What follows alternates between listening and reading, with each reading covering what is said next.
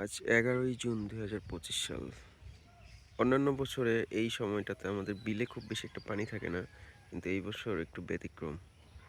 ক্রমাগত বৃষ্টি এবং কয়েকদিনের টানা ঢলে বেলায় বিলে একদম টইটুম্বুর হয়ে যাচ্ছে। এরকম বৃষ্টি চলতে থাকলে আগামী কয়েকদিনের মধ্যে বিল সংলগ্ন আশেপাশের এলাকাগুলো প্লাবিত হয়ে সিরিয়াস আকারের বন্যা হয়ে যাবে।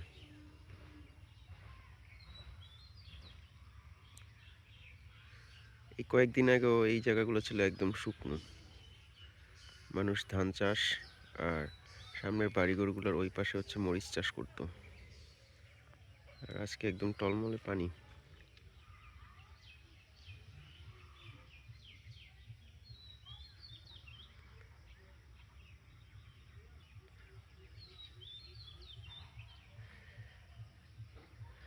এখন সময় বাজে সকাল 8টা 15 মিনিট।